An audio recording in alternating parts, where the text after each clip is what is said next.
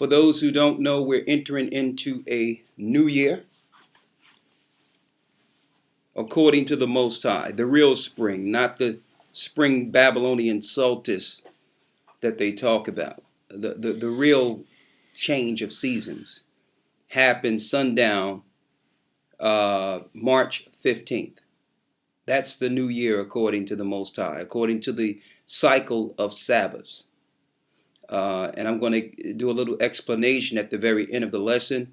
Of course, we're going to have a get-together this evening, so I can't be on too long, so I'm going to try to go right into it. We're going to touch on two things today. The first thing we're going to touch on, I say that I would go into, is the worships or the pagan worships of other nations, and how they're now, through the New Age movement, introducing to our people predominantly. You can see this in America and in Europe. They're rolling out the Buddhist religion as it's some New Age religion that people that are high strung, or people, when I say high strung, up in high society, it's more so what you would call a yuppie religion, or the new religion, or the new wave, or the new fad. A lot of people are going into the Persian religions, or what they would call Buddhism today, or becoming Buddhist, thinking that it's a new age type religion. That's really the same religion and the same ideology being pushed by witches and warlocks and pagans, and Oprah Winfrey. She's really the person who has spearheaded this particular religion into our community.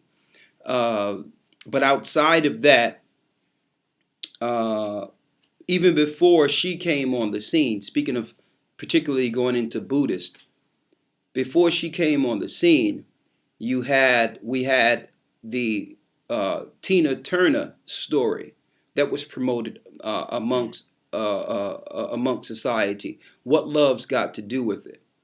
And the world societies really accomplished so many agendas with that particular movie.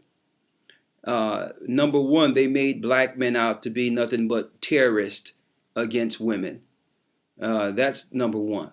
And we're not condoning anything that Ike Turner is dealing with, but to promote that story opposed to all the feel-good stories out there of relationships between people of color was really disrespectful.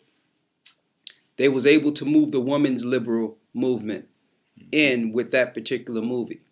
All right, having black women liberate themselves, a continued perpetual separation of family that they've been perpetrating on us for years. On top of that, what freed Tina Turner according to that particular movie? You got it. Buddhist, being a Buddhist, dealing with an alternative religion outside of what really was her grassroots spiritual upbringing. Keep in mind, Tina Turner learned how to sing and did all her singing to Christ. She was singing in the Christian church. You understand? So here it is. The gifts that the Most High gave her was now hijacked by Satan when she joined so-called the Buddhist religion. And so many sisters who are hurt, who've dealt with hard relationships in the black community, seen that as an outlet as well. So now all throughout the United States, amongst our people, which was really a minority in that particular religion, have now jumped ship, no longer worship Christ, and follow Buddhist religions.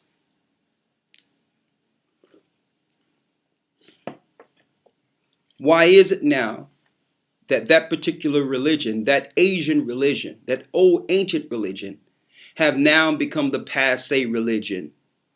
Okay? Why? Especially amongst us who were once people who only followed and took direction from the Bible alone. So when they introduce you to this particular type of religion, they usually claim that, well, Buddha just was a good guy who came in and did philanthropy, did good things in Asia, And because he brought people together, they honored him as a good person. See, that's usually the feel-good story to introduce you to it, because who can reject someone that's doing good towards others? That's really the cover that they'll give new converts or those who really don't understand the core root of Satanism embedded within the Buddhist religion. They can't tell you right out that you're worshiping Satan, so they'll give you a feel-good story about this one guy that they claim is Buddha that came through and did good things.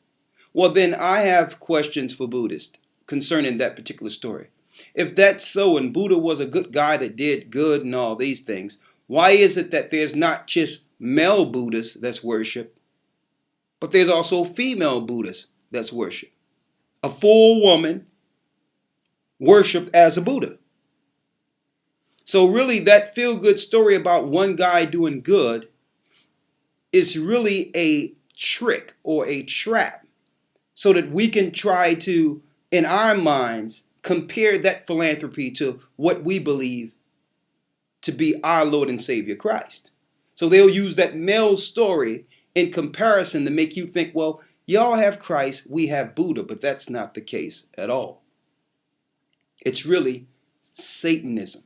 Now I'm going to give you some examples of how we can recognize Satanism and give some detailed information with research, and I thank the Most High for my brother Yirach Miel, who have given me many details and have did some extensive research to help us with this particular lesson today. Now, it's not going to take long. We're just going to touch on the Buddhist movement because it's underlined. Most people out there don't even understand how this is being cloaked as it's really an imposition. It's really a intrusion on our way of life, and it's being cloaked as some feel-good alternative religion. So we're going to go into a few of it today and link it to mainstream society, how it's pushed in all parts of society. But because we as a people, especially children of slaves, have no idea of ancient religions and its purpose, we accept something old, something that's ancient, something satanic as new and passé. Now, most people don't know out there, brothers and sisters, I'm speaking mainly to the children of slaves right now, don't know anything about the ins and outs of the Buddhist religion. We're normally introduced to those particular religions in innocent, what I would say, in innocent invitings, such as yoga class. You don't expect to be worshiping Satan, just exercising, right? Meditation and yoga, nice music and stretching.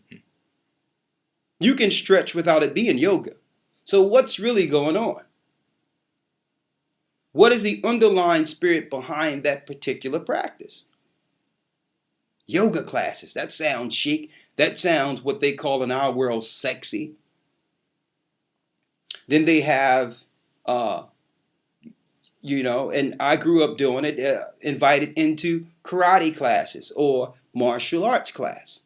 There's nothing wrong with learning to defend themselves and defend yourself and learn different parts of the arts. That's the good part. But also when you see the yin and yang and different dragons and all that around you, usually children ignore those things. You're just going to class, it's recreation, keeping you off the streets. Your parents don't see anything of it. But when you start getting up in the arts and becoming very good, then your martial arts teacher start to teach you certain things and won't tell you what it is. They'll teach you how to breathe a certain type of way and how to say a certain word when you punch. You don't know you're saying a God's name. You're just feeling that energy. Okay? But when I started doing research, it started blowing me away that some of the same chants that we were doing in martial arts were actually gods, fallen gods from ancient times. I didn't realize that up until my age now. When I started looking at some of the words and some of the things they're doing, I was like, man, they were actually training children to call in these ancient deities. I mean, these ancient spirits and give them power to fight. That's being ignored in karate classes now. Okay, so a lot of these things when you see in these karate pictures, when they're doing these different moves and look like they're flying and all that, those are ancient spirits that they called upon to help them do supernatural things. And these are the same deities in Buddhism that they have our people and others call on to help them with certain things in their life, even outside of martial arts now. On every little facet of their life, they open up this box and in the morning ring this bell and ask and pray to get help in their life for different areas, no matter what it is. Healing, family, protection, the same things that we used to go to Christ for, now our people go to Satan for. Right out. And I'm going to tell you right now, the Buddhist religion is interchangeable and is connected to the hip with Islam. It's all, that whole religion itself was first called, before Islam, Persian mythology. It's an Asian religion. It's a Japhetic religion. Okay? Now,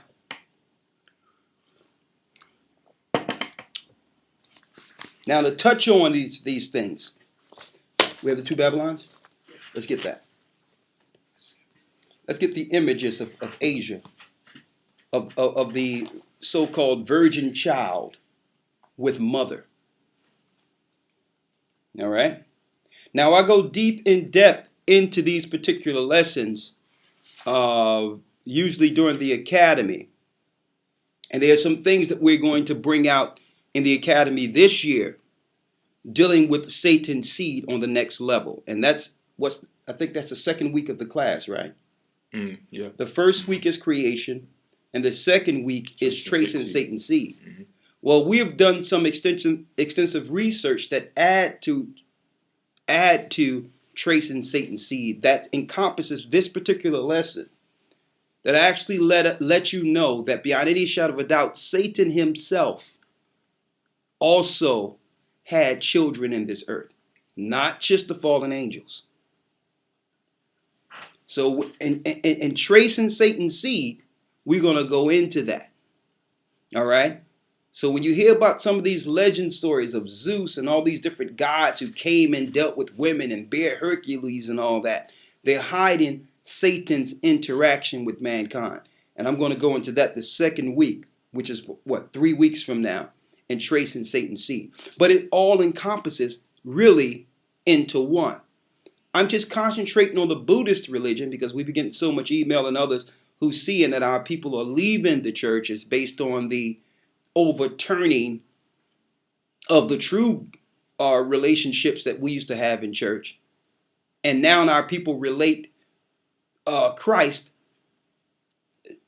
to this new age movement in church, and they're just walking away from it altogether. When really the churches, their new age prosperity movement was the segue to lead you into the new age. That's what it is. You understand? But really, it all starts from the beginning. Satan is really revealing himself, bringing everyone back to the original religion. That was at the Tower of Babel, when there was one world, one language, and one understanding under Satan, and a demigod, Nimrod. Now, I'm going to go into it and show you in the beginning when there was one language, one tongue, to show you that even though these religions all all fragmented out of one and have different facets and took on their own, I would say, culture within religion. Really, all the religions of the earth started in the beginning as one religion. Now, Satan is just bringing them all together as one in the new age. And I see so many people who was once Christian and their families were once Christian, no matter whether you're black, white, or whatever. Everyone now is morphing into this Buddhist religion. And the way you'll know, you go into people's houses or you sit down with others, or you can hear the music they're playing, and or you know, certain incense that that they're lighting, and then you'll look in the corner, you'll see a little statue or a little fat Buddha somewhere, just in the corner, totally innocent, good people. But we're gonna get to the bottom of what's really behind that religion, and it links to the divas. You notice when our women become great singers, or they become what you would call stars, there's a term that's placed on them called divas. That's also demonic, linking directly into the origin of the Buddhist religion. But let me first go to Genesis, and let's go to where it all began. This is Genesis chapter 11, verse 1. Go ahead. And the whole earth was of one language and of one speech. So at one point, the whole earth was of one language and one speech. We know this language to be the ancient Phoenician Hebrew. All right. Now, when it says of one speech, that one speech is one idea that's being portrayed or being laid down to the multitude of the people outside of the Most High's elect, outside of Shem's family.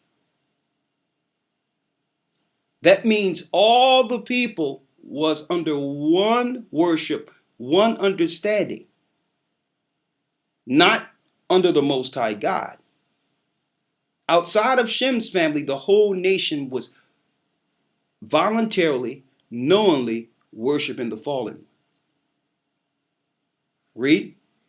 And the whole earth was of one language and of one speech. Go ahead. And it came to pass, as they journeyed from the east, that they found a plain in the land of Shinar. They found a plain in the land of Shinar, which we know today is modern-day Iraq or Babylon. This is the origin of the Babylonian religion. So all these things, these Asian religions, all of them are embedded within this particular philosophy, this particular time after the flood. Read. And they dwelt there. And they said one to another, Go to, let us make brick and burn them thoroughly. And they had brick for stone, and slime had they for mortar. Go ahead. And they said, Go to, let us build us a city and a tower, whose top may reach unto heaven. And let us make us a name, lest we be scattered abroad upon the face of the whole earth. Now let's make this clear. This sort of sounds similar to when you read in Genesis, the first chapter, let us make man in our image. So when you look at this, let us, automatically one would think some people came together and say, well, let us make a tower. But no, this direction of these particular people were actually from the principalities and powers that were operating in the earth, chiefly Satan and the fallen angels. That's why it says, let us make a tower. They were being directed in one speech. Read that again there. And they said, Go to, let us build us a city and a tower. Now listen distinctly concerning this tower. Read. Whose top may reach unto heaven. Whose top may reach unto heaven. See? So this wasn't just someone building a building here, or some people get together and say, let's build a building. They were looking to deal with technology in this particular building that would catapult them into the heavenly realm, from whence the angels fell. Okay? That's what Satan promised from the beginning. Hold that and let's get Isaiah real quick. That's 14. And let's read the 12th verse. Isaiah chapter 14, verse 12. Go ahead. How art thou fallen from heaven, O Lucifer? How did you fall from heaven, O Lucifer? Son of the morning. He was called son of the morning because all the morning stars in creation used to sing to the Most High every morning. Lucifer was one of the son of the mornings. There was many son of the mornings. Lucifer was one. Read. How art thou cut down to the ground? How did you get cut down to the ground? Read. Which didst weaken the nations. Go ahead. For thou hast said in thine heart. He has said in his heart what? I will ascend into heaven. He promised to go back into the heavens. See? Read. I will exalt my throne above the stars of God. That was the true purpose of the Tower of Babel. To exalt himself above the stars of the Most High.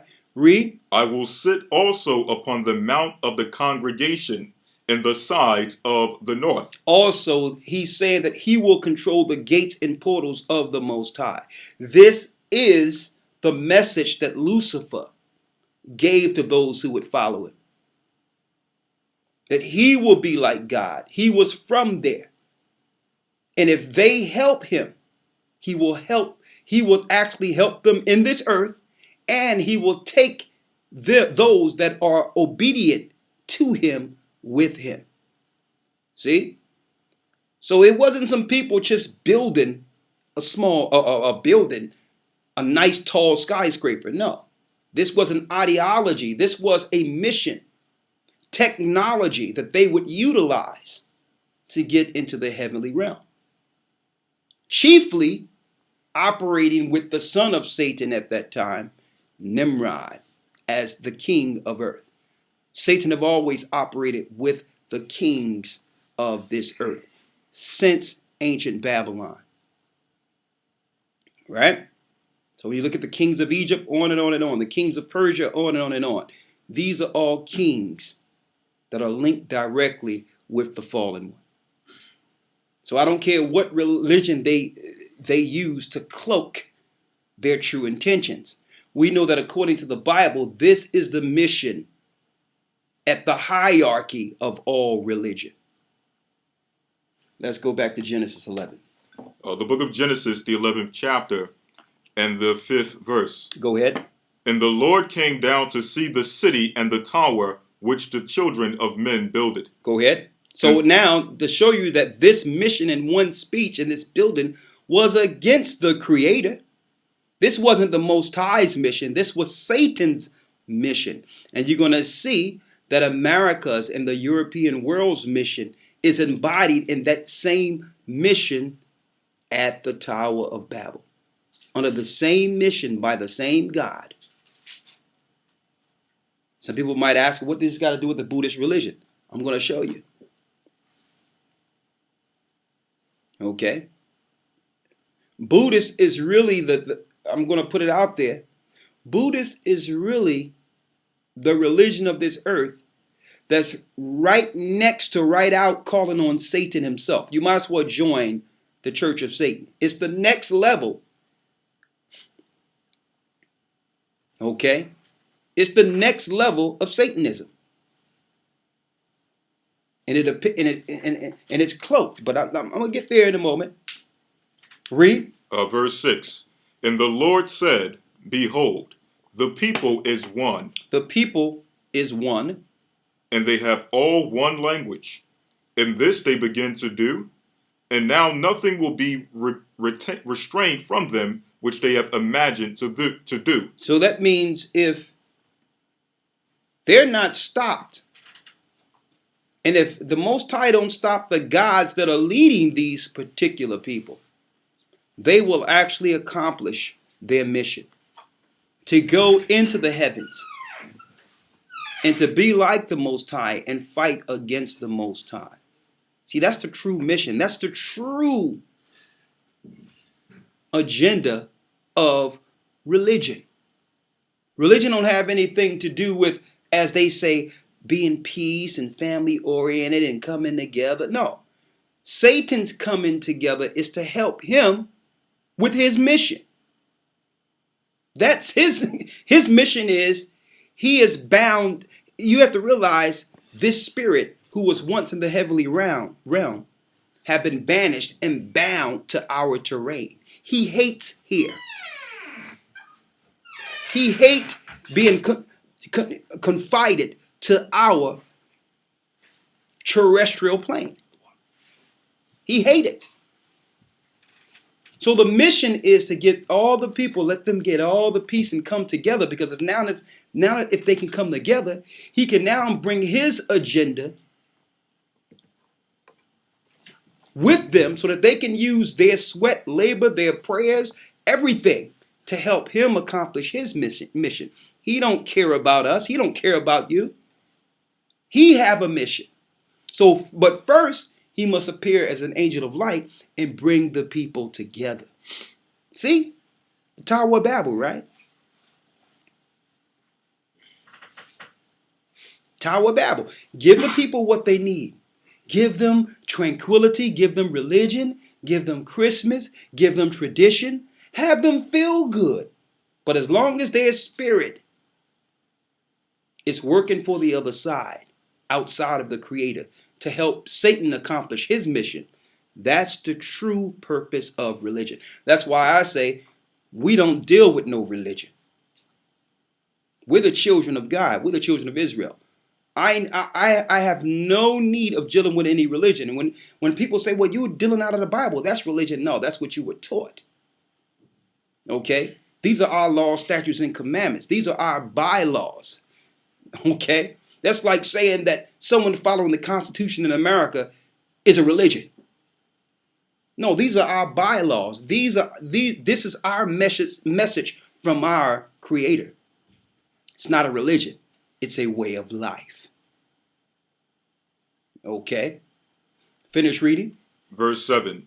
Go to. Let us go down and confound their language. So now the Most High sent out 70 angels. It tells us that in the book of Jasher. And the 70 angels took on a nation and picked the people and divided the nations at that time under 70 different languages. Mm-hmm. See?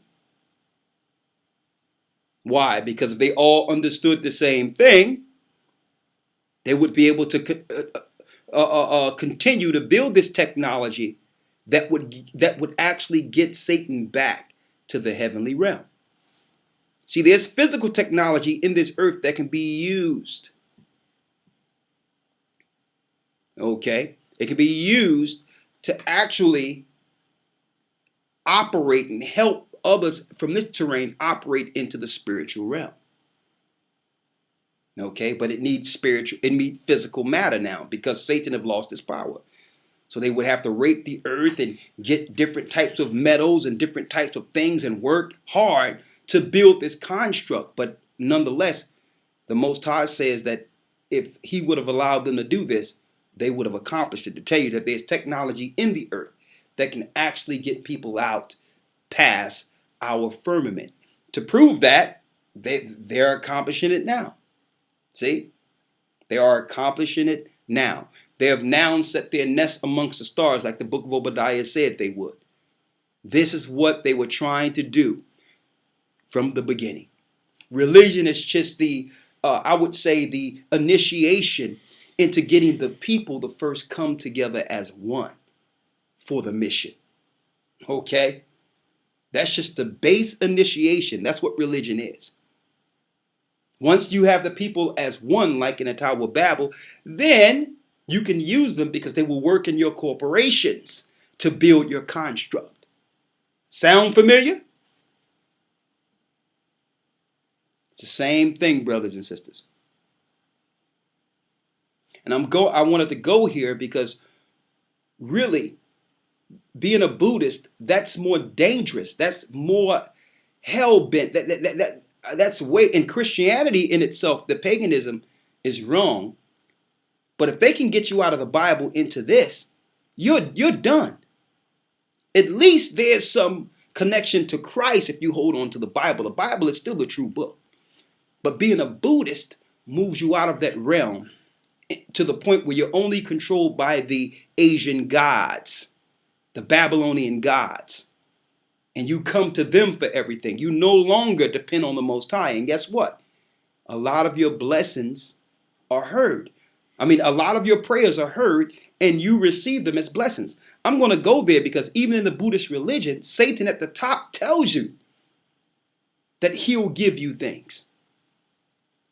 I'm going to go there. But finish reading. Verse 7.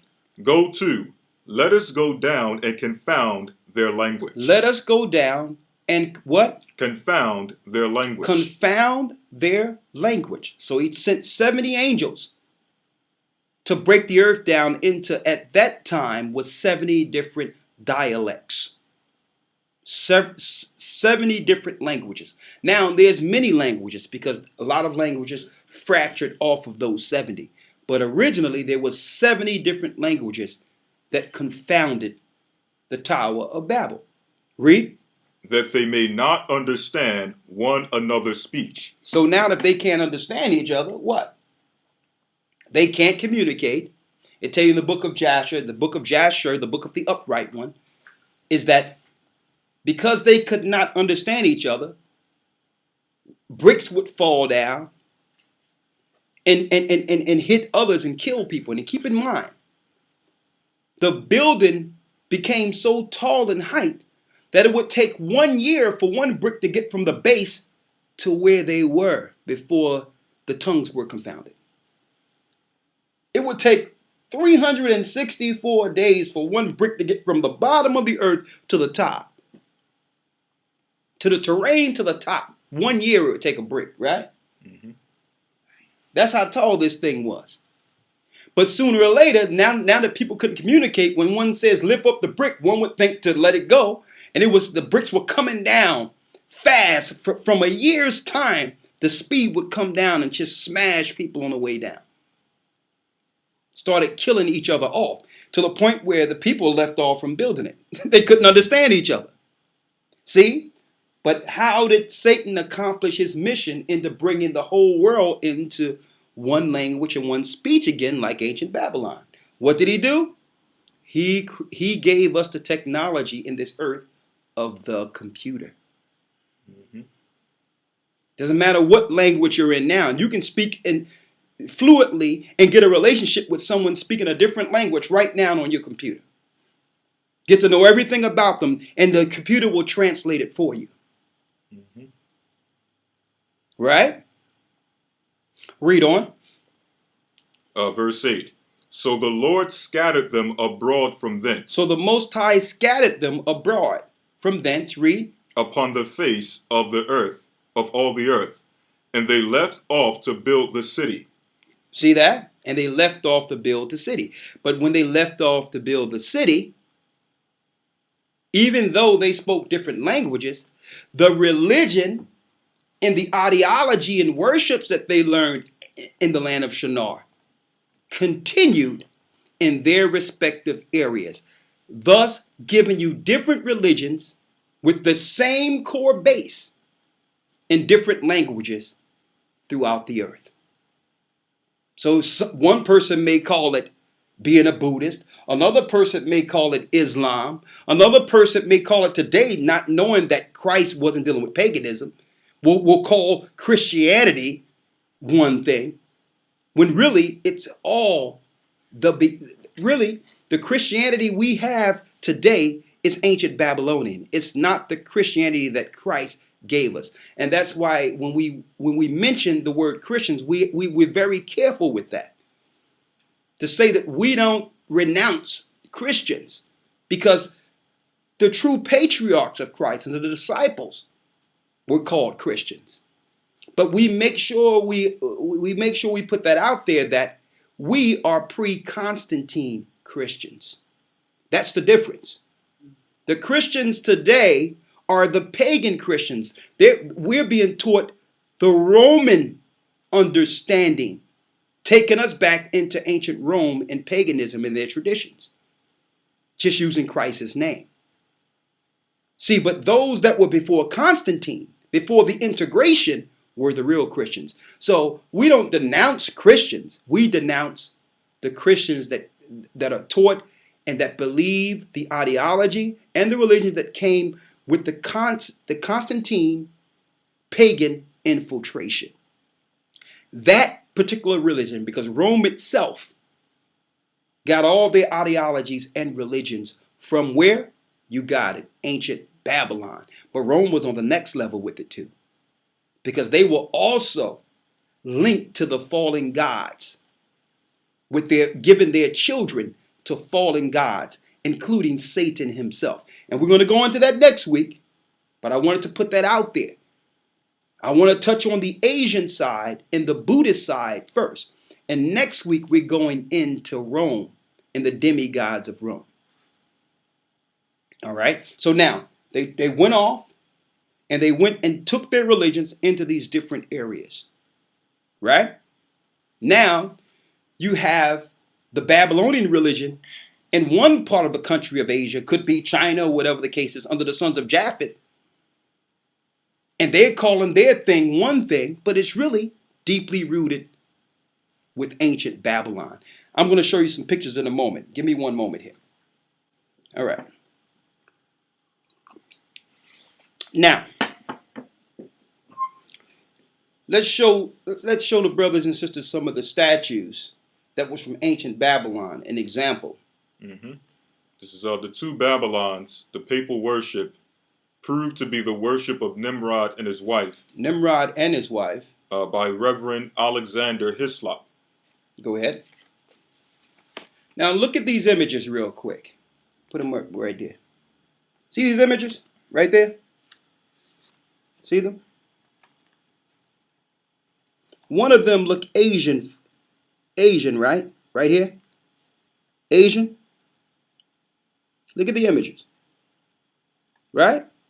With the child, the virgin child. See, a lot of you would like to relate this to Christ, but it have nothing to do with Christ. They're called the Madonna. Look at this one here from ancient Babylon.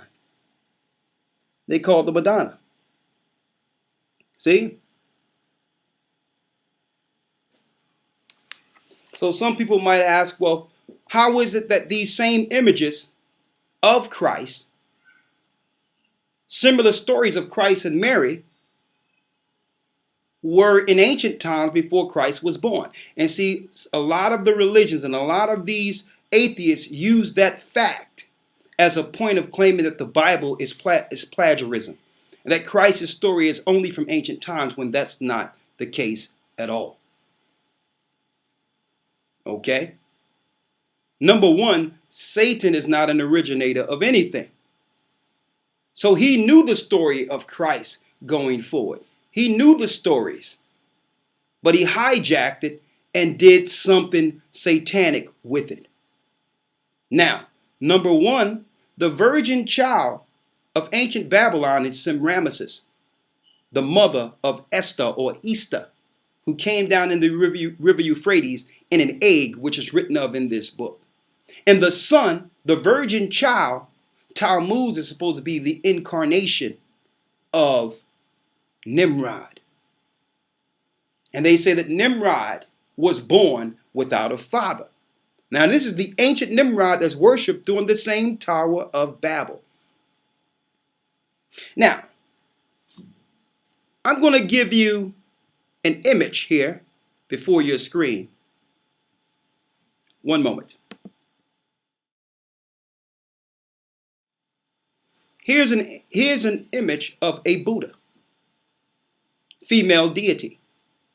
Now, they'll never tell you that this is deeply enshrined with the goddesses of ancient Babylon. They'll never tell you this. Right? All these religions come from ancient Babylon, including the Buddhist religion. Here it is, you have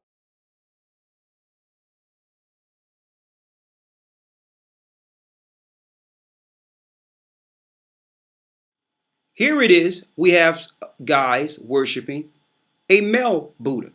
So Buddha is not just male, Buddha is female. So these are the worships that happened, that began in ancient Babylon in different languages.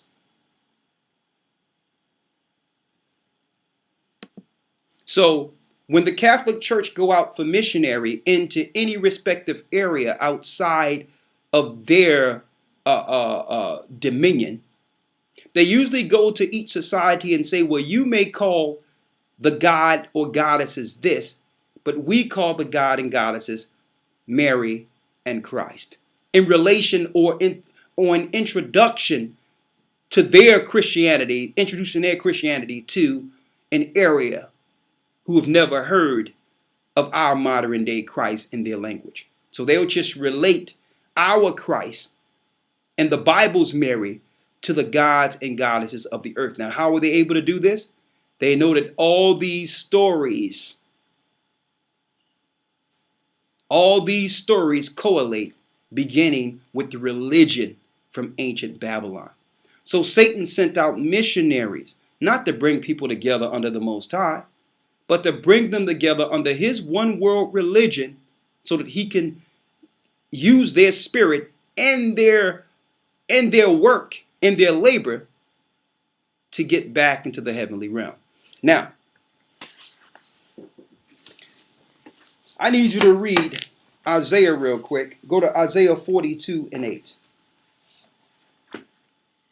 Isaiah chapter 42, verse 8. Go ahead. I am the Most High. I am the Most High. So the Most High constantly tells his name, Ahaya. I am the Most High. That is my name. That is his name. And my glory will I not give to another. The Most High will never give his glory to another God.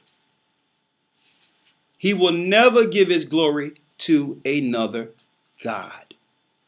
So when you see these people out worshiping like you see here to this particular God or goddess, what is really the purpose behind it? Who is this? When you see guys standing like the Asians here standing before this Buddha here, this God, who is that? What is its purpose?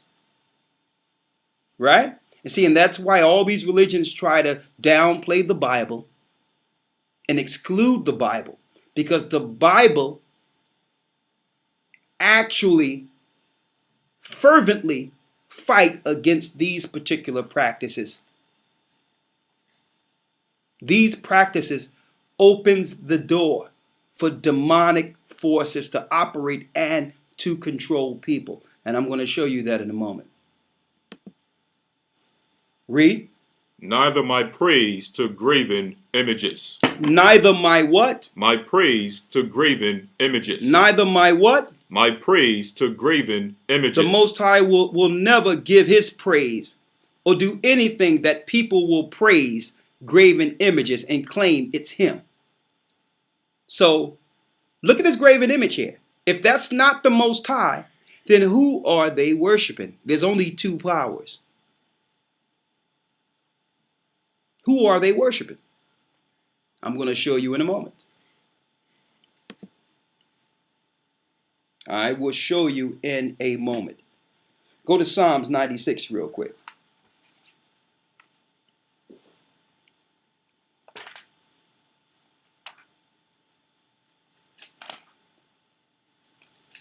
Psalms chapter 96, verse 4. For the Most High is great. For the Most High is great. And greatly to be praised. Go ahead. He is to be feared above all gods. So our God, Ahaya, is to be feared above all gods. See? To show you that there's many gods in this earth. But we are to worship the God that's from the throne in heaven. Read. For all the gods of the nations all the gods of the nations, and we know all the nations started in Babel together, are what? Are idols. All the heathens' gods are what? Idols. They are what? Idols. They are idols. Read. But the Most High made the heavens. But it's the Most High that made the heavens. See? Now, these so-called fallen gods look to take credit for the Most High's work because they were used as laborers in the heaven under Christ when the heavens and earth were created. So because they were part of the creation, speaking of Lucifer himself, he tried to take credit as the creator. And that's how he presents himself to the heathen, to the ignorant. Now let's just transition this whole thing into the Buddhist teaching. I printed something out, and you can go there yourselves. And just so that I didn't have to use the whole book, World Religions, which really is probably thousands of pages on each religion. I didn't want to go there, so I wanted to condense it into something that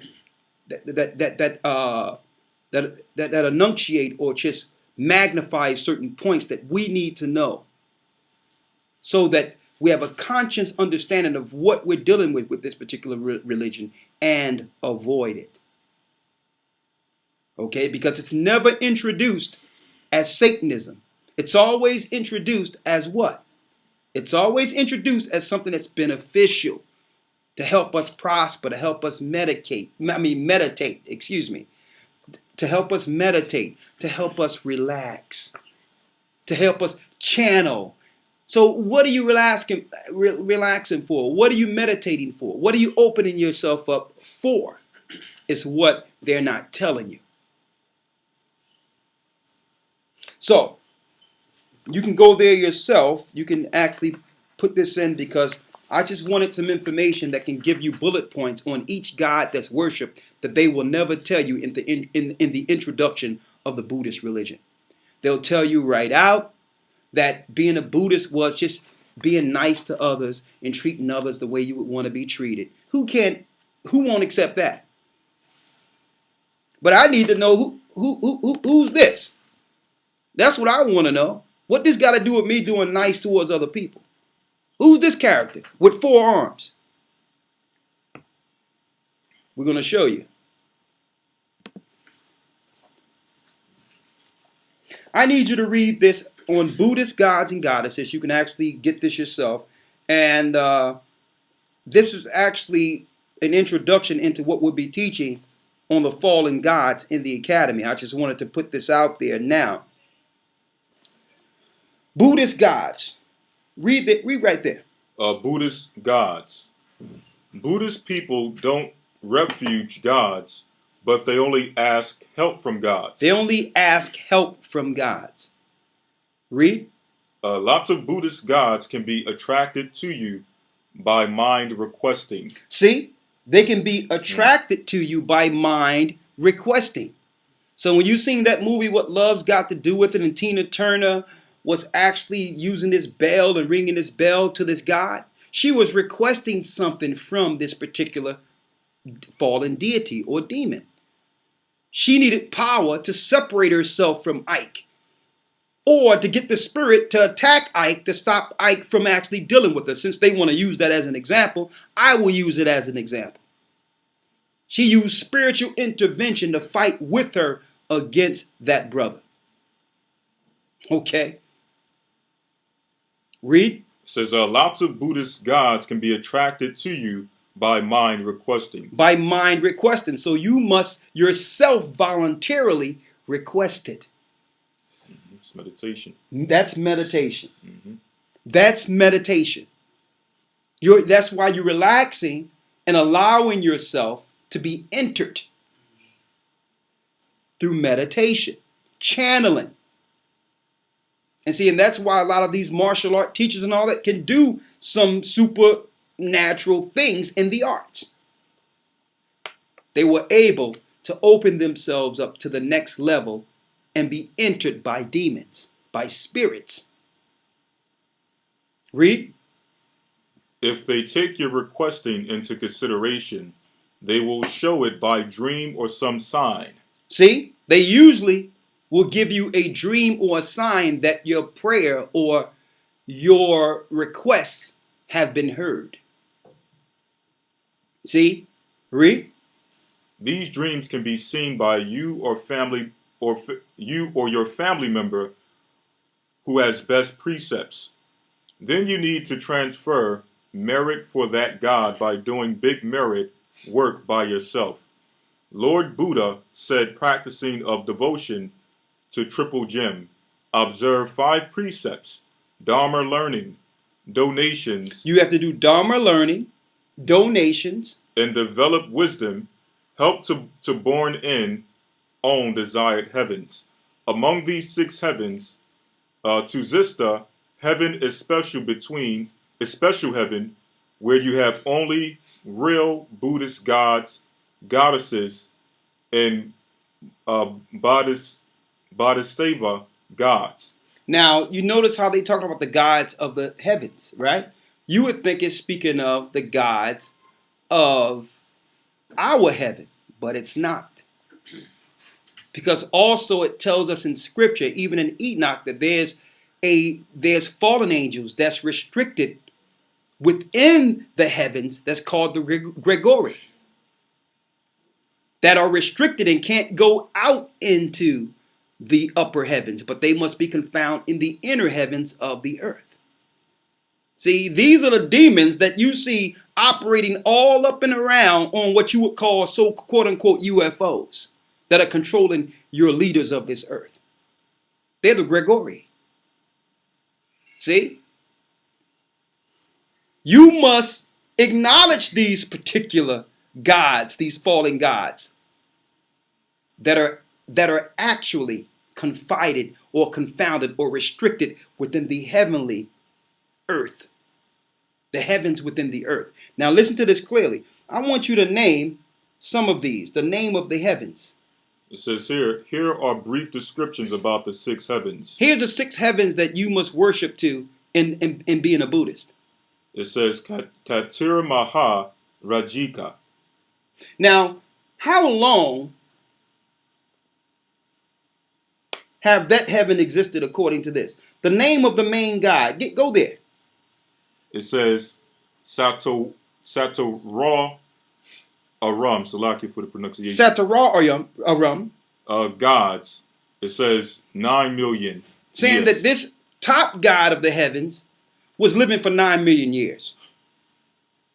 So if you now believe in being a Buddhist, that automatically take you out of the realm of the Bible, the Most High Creator, Adam and Eve, the time period in which the earth really exists. Now you're moving outside that realm, outside that spectrum, into a new ideology in which you must believe that this God operated for 9 million years as over the Buddhist religion. This don't have nothing to do with some fat guy running around in Asia doing nice things to people. Who's this God in another heaven that you're not telling the people? And our people are destroyed for a lack of knowledge, dealing with straight ignorance. You'll be invited into this and think it's about being peaceful with your fellow man. Who are these gods you're going to for help? That's coming into that you're actually inviting into your realm through meditation. Here's one. Who's the next one? It says Tawatimza. Tawatimza is the second heaven, right? Mm-hmm. It says 33 kingdoms, Sakra Devandra, 36 million years. So he's 36 million years. He started. Read.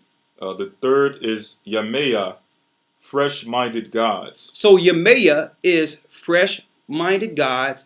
And Yamaya sounds sort of like who? Read. It says Suyama, 144 million years. Go ahead. It says Tuzista, God stay and happy. Santuzista, 576 million years. 576 million years. Look at this madness. And they'll make you believe that something is wrong with you if you believe the God of the Bible. But yet you're introduced into many gods under the Buddhist religion. See?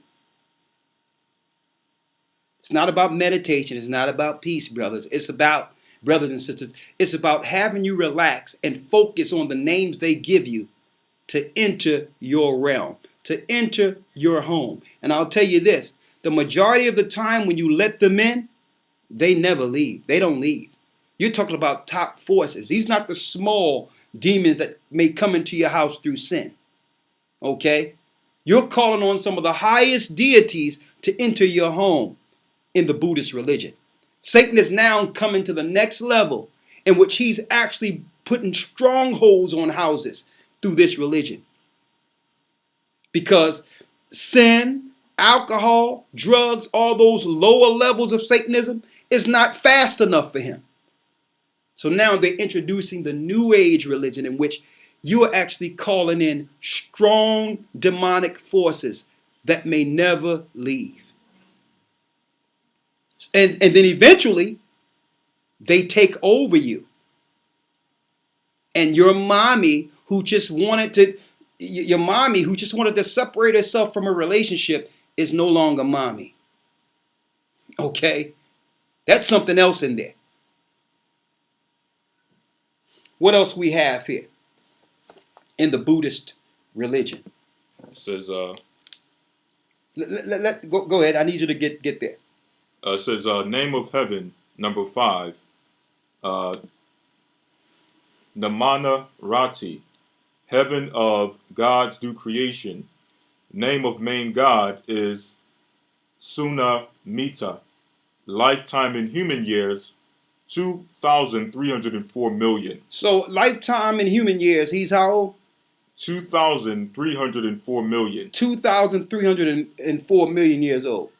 He is in human years, as they claim. So you must believe this.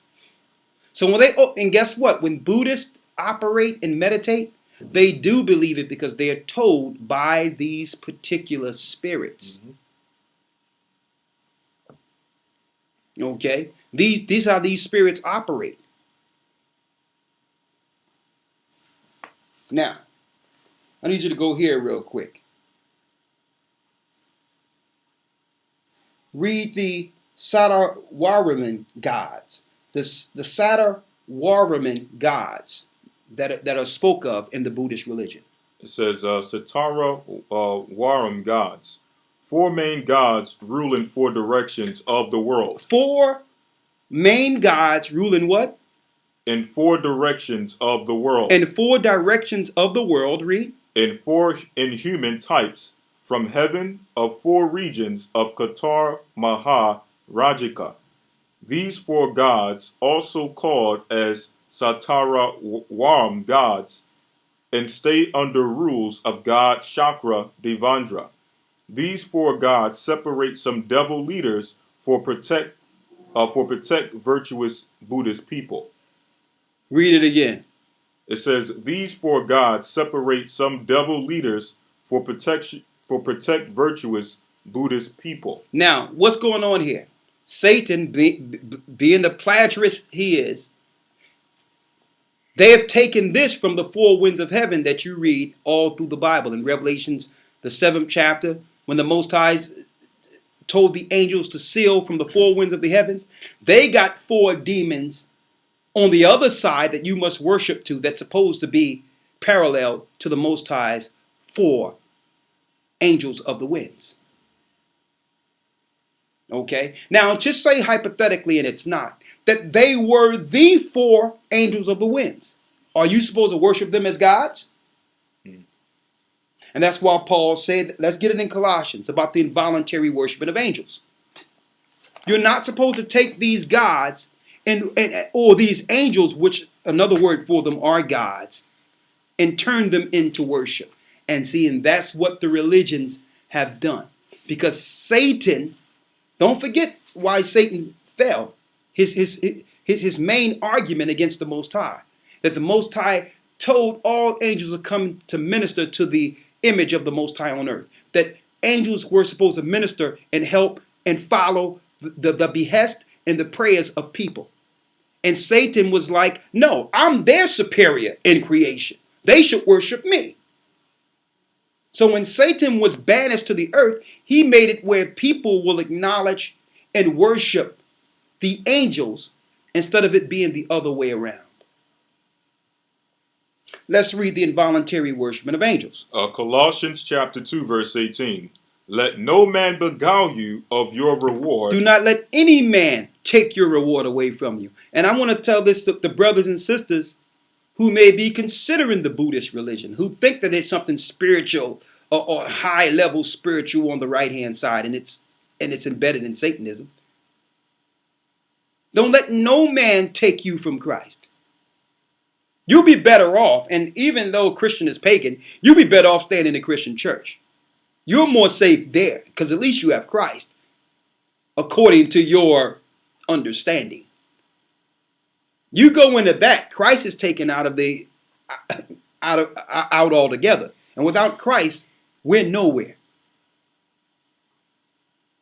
You can be nice and do all these things that they claim you can only do as a Buddhist, staying where you are. You don't need to channel and ring bells and open up a closet so a demon can come out and take over your home. Read.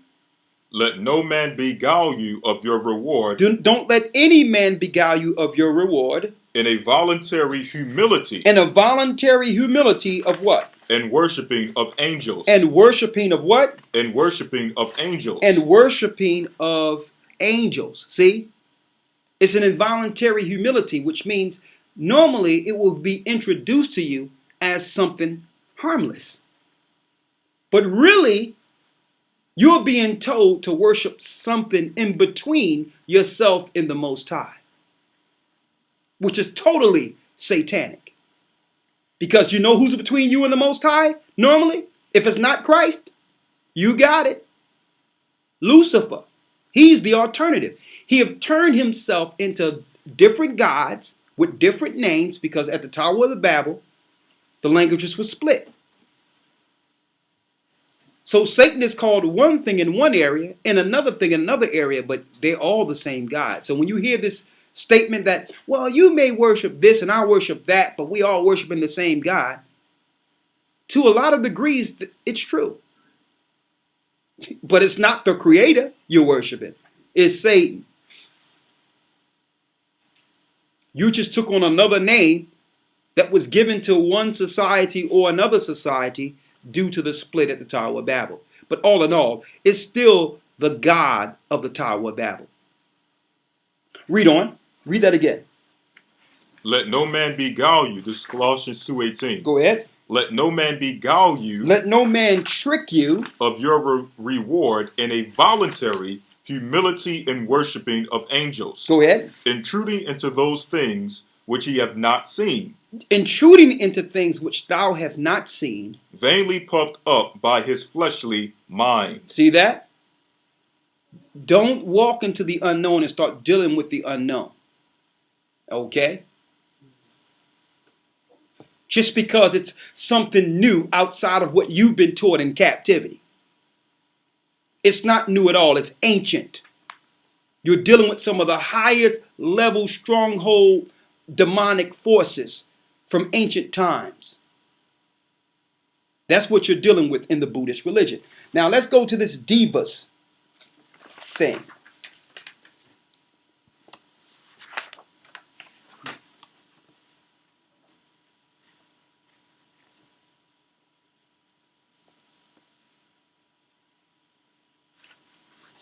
Let's go to the divas now. You see, they got Rihanna, diva. You had Beyonce, the top diva.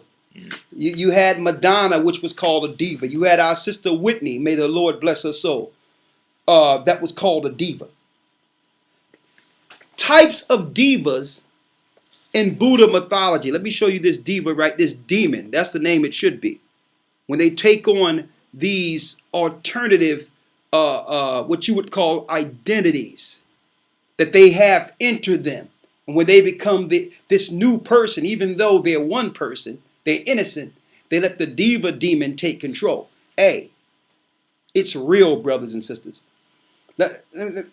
Even the term the thug thing, who brought that out? Russell Simmons. Russell Simmons brought that out, that it was an ancient demon or ancient statue that he had in his house, which was a thug from ancient Persia. And the thug This ancient statue was dressed just like our brothers be dressing, that's thugs. Pants down, or he was looking like saggy and all that. An ancient demon that they call in to help them in the music business as thugs. It's ancient Asian. It's Persian. You notice all of our people are going into that. They're out of the African thing now. And they're moving more Persian and Asian and all that. It's going back to the ancient gods, the Babylonian gods. Last but not least, because there's so many things I need to cover here. Let's go into the Buddhist mythology, types of divas.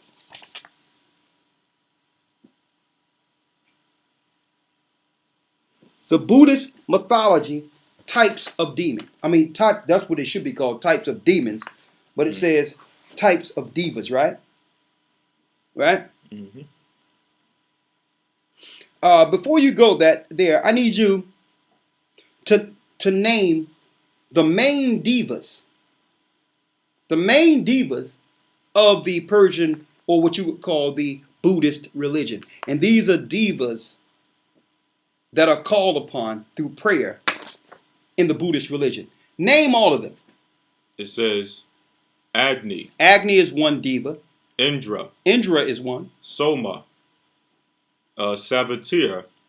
Vayu. Varuna. Muratas. Aditya. Rudra. Vishnu. Brahma. Pusha. Brihaspati. Ashwinis. Vedavas.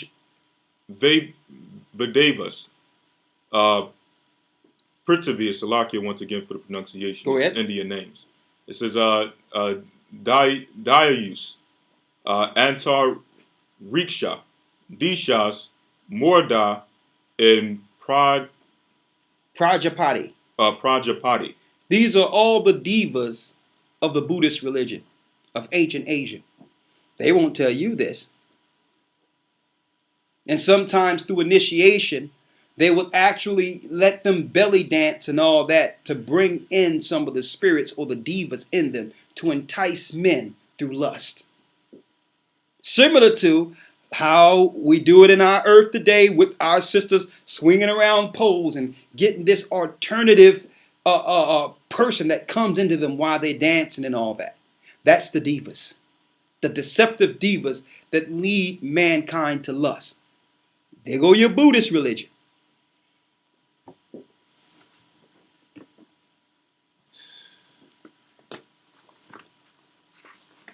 Let me get it here.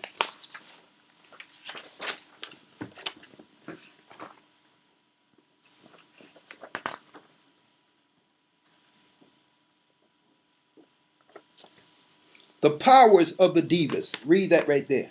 It says powers of the divas. Go ahead. From a human perspective, divas share the characteristics of being invisible to the physical human eye. The presence of a diva can be detected by those humans who have opened the divine eye. The divine eye, the all-seeing eye you see on those videos. Read. An extrasensory power. And what some of people call what's another name they call for? Third eye. The third eye. What's another name they got? The pineal gland. The pineal satanic gland. Read. An extrasensory power by which one can see beings from other planes. One can do what? Can see beings from other planes. That one can see beings from other planes. This is what's helping some of these singers, these artists get to the next level of their artistry. Read.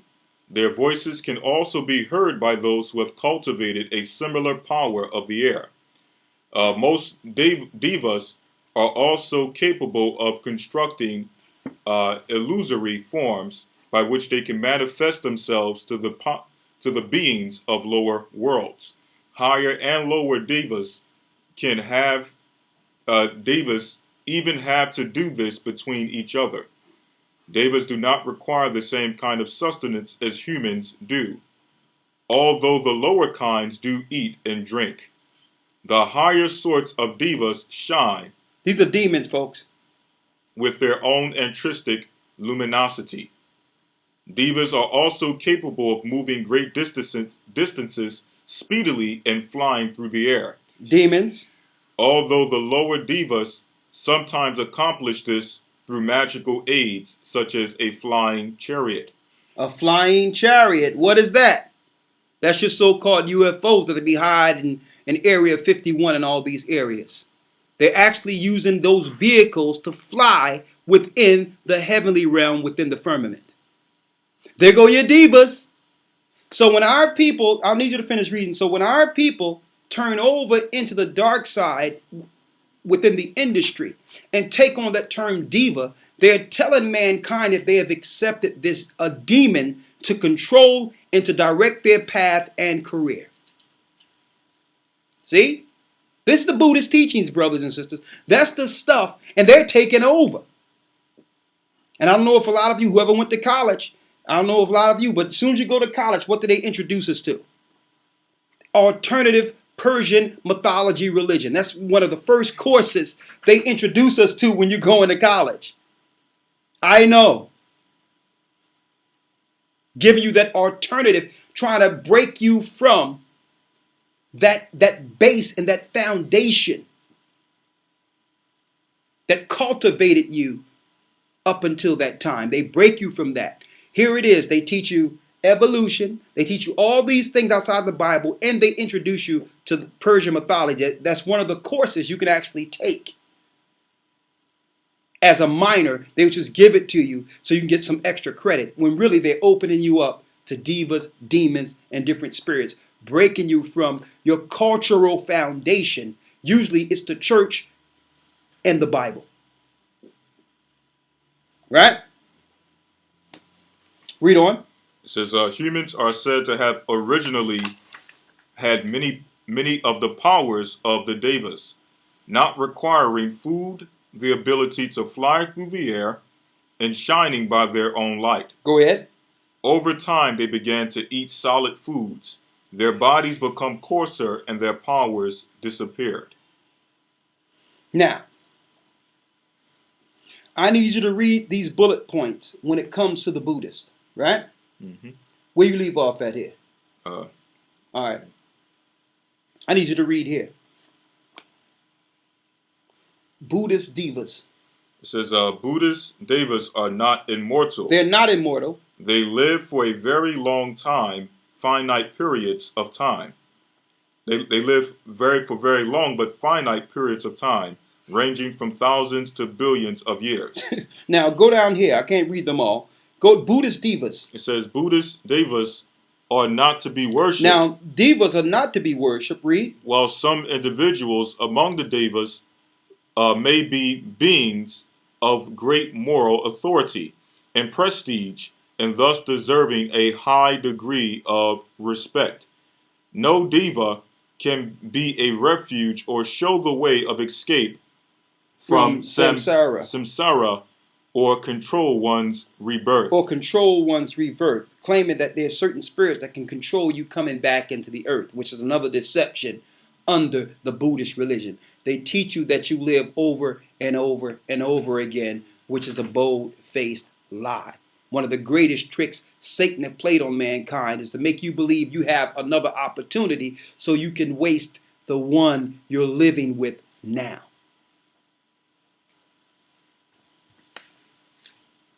On and on and on I've read through this, and I thank, again, Brother Eldon, Brother Yerachmiel for putting a lot of this together. One statement that's made, a matter of fact, let me get this real quick for you. One moment. One moment. You getting? I want to read this real quick from Enoch. Go ahead, read it. Once again, reading one of the quotes from The Power of the Devas, it states that the Devas do not require the same kind of sustenance as humans do, although the lower kinds do eat and drink. And that links into the book of Enoch, where it speaks about the spirits of the giants. It says, this is Enoch chapter 15, verse 11. And the spirits of the giants afflict, oppress, destroy, attack, do battle, and work destruction on the earth, and cause trouble. They take no food, but nevertheless hunger and thirst, and cause offenses. And these spirits shall rise up against the children of men and against the woman, because they have proceeded from them. So this basically shows the connection between the spirits, the demonic spirits of the giants from the time of the flood, all the way to these spirits, which they call devas, which once again it states, devas do not require the same kinds of sustenance as humans do, although the lower kinds do eat and drink. The higher sorts of devas shine with their own intrinsic luminosity. Now check that out. Now the Bible identified them as demons that were from the children of the giants or the titans before the flood. Our modern day society and education hide the fact that these demons rule over the principalities and over the politicians and governments of this earth. And they are actually set up to fight against us and our God. They are set up to stop us from joining forces with our God, the Most High God, so that we can fight on their side opposed to the righteous side of the Most High. Now, there's one more thing I want to bring out, in which it tells you that they will actually give a blessing, a so-called blessing. That they will give a blessing to a person. One moment. Let me see if I can get it here.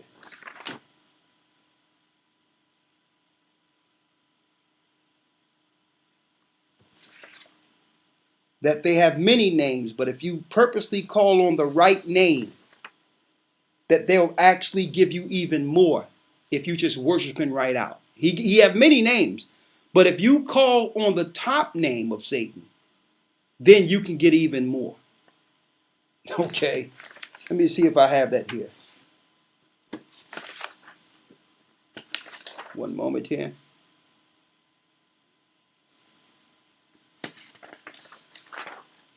So when you look at Hindu worship, Buddhist worship, Persian worship, it's really all the same. It's really, and a matter of fact, Islam came from the same religion. When they had one God for each day of the year, this is the religion we're talking about. It's the Buddhist, Hindu, Asian, Japhetic, Satanic, Babylonian religion. You see here.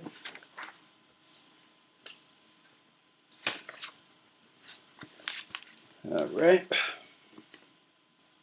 Okay, I guess I'll touch on the rest of it when we go into the fallen gods and the serpent seed within the academy, because I'm really over my time, well over my time for this particular lesson. So I'm going to say, brothers and sisters, if you know someone that's a Buddhist that are looking into these particular type of religions, the New Age religion, introduce them to some of what we went over today.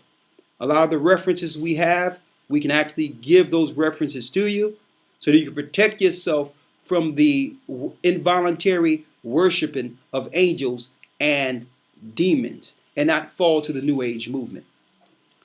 The Buddhist religion is a religion, it's an introduction into the satanic New Age religion. It's the ancient religion of Babylon right out. All right? I need you to go there again for me. Colossians 2:18. Read. Let no man beguile you of your reward in a voluntary humility and worshiping of angels. So let no man beguile you of your reward by having you involuntarily worship something that you have no idea what it is. Stick with the Bible. Stick with Christ. Okay? Don't ever let anyone give you alternative into a heathenistic religion such as Buddhism. Read. Intruding into those things which ye have not seen, vainly puffed up by his fleshly mind. Now I need you to go to St. John 4, where it says, ye worship and know not what you worship. St. John 4:22. Read. It says, ye worship, ye know not what. The majority of our people out there have no idea what they're worshiping. Read. We know what we worship. We know what we worshiping. For salvation is of the Jews. Because salvation is of the Jews. We are Israelites. We're the people of the Bible. We're the people of Ahia, Ashar, Ahia, who are looking to follow the path and road of his son Yeshua, who was sent as a sacrifice so that we can one day stand as a people and rule our kingdom. This kingdom is Satan's kingdom. The religions of the world are Satan's religions. There's not one religion in this earth that belongs to the Most High. When I say that, I'm talking about mainstream constructs and religions that are upheld in our society. Every last one of them are satanic. Okay? And the end of it all is the depths of hell. That's the end of it. The end of those who choose that road. I don't care how much peace and tranquility they're claiming they're getting on this side. That road leads to hell. Because what? If you don't have Christ, if you don't have the Son, you don't have the Father. If you reject Christ for another religion, claiming that, well, it's just still the same principles as Christ, but it's not. You're worshiping fallen angels. You're worshiping demons. You're actually opening your house for demonic forces to control your house and to seek your children. It's a path to hell, and it's an outright disrespect to the Most High and his Son. All right? With that, we're going to continue this lesson, a further lesson, going into things, the fallen angels within the academy. The academy begins March 23rd, Sunday, for those who want to be a part of it. If you want to be a part of it, it's a 3-month course. We have news. We have the lessons. We have, matter of fact, now an elder lawyer and brother lawyer is going into grammatical and conversational Hebrew. He have actually injected that within it. We don't deal with the modern day Yiddish that you will learn in Israel today. Brothers that are teaching that, they're off because that is not the ancient Hebrew. We have brother lawyer who've been well studied for a long time and have kept his studies intact, and the Most High blessed him to be able to help us go into conversational Hebrew. So if you want to be a part of it, send an email to gatheringas1 at AOL.com. And also, we're going to move things to the next level with the academy, and I'll mention that the 23rd for those that'll be a part of it. With that, we hope you got something from this lesson and have some insight on what the Buddhist religion is and its origin. All right, and there's a lot more, but we're out of time, and of course we'll be touching more on this as the time grows near. All right. With that, I'm going to say shalom, but before I say shalom, I'm going to answer a few questions that you brothers and sisters